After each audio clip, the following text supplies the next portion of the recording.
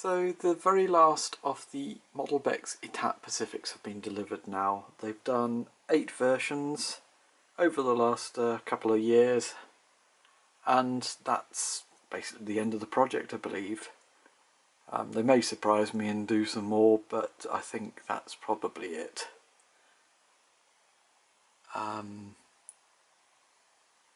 They've been superb models. They're brass hybrid.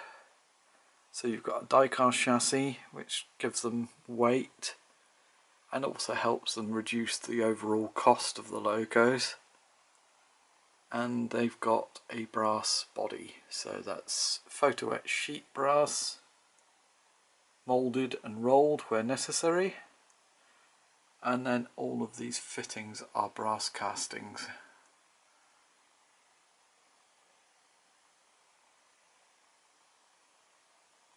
You've got the reversing rods there that come out in polished steel, as are all the valve gear. So it just gives these models a great presence and the sort of correct material choices for each item.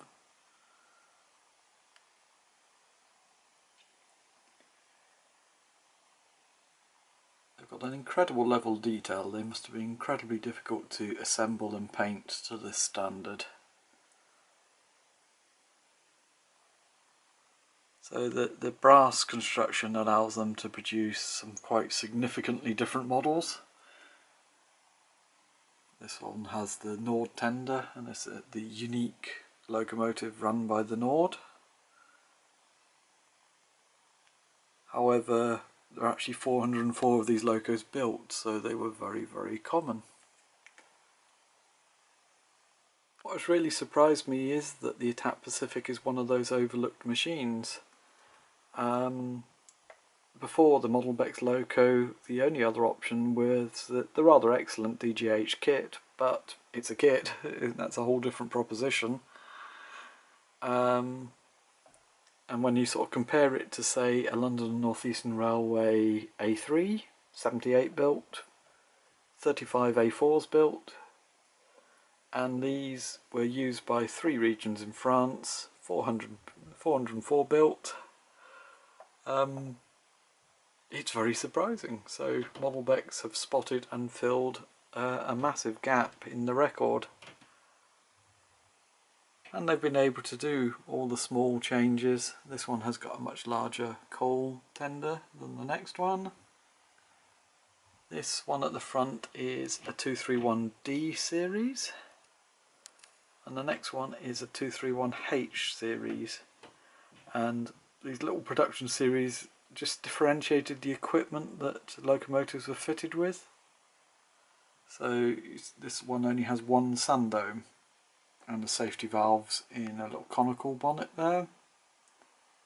This one has large safety valves, 2 sun domes, and it also has a compressor pump on the side, which this version doesn't.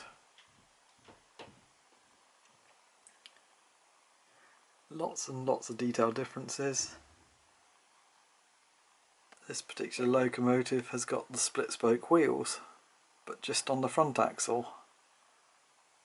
Standard spokes on the second and third, and then these spokes that split at the ends on the front one there.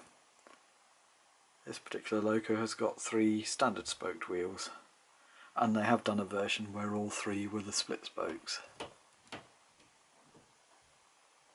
And then we get to the Nord loco here. We've got a small feed water heater compared to the large D-bag or DABEG feed water heaters on these locos.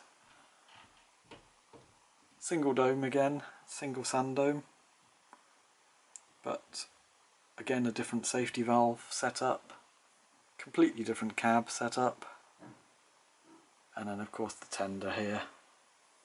And the Nord had experimented. They've got a automatic coal scuttle there, a little conveyor belt, or I think it was a screw drive that drove the coal into the ash pan. And then finally we've got one of the earlier Etat versions with a small cab, 2 sun domes, Again, a different style of feed water heater, and a double chimney, which seems to be quite unique to that model.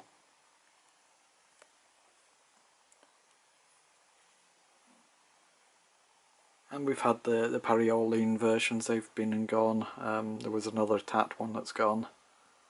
So these are the final remaining locos.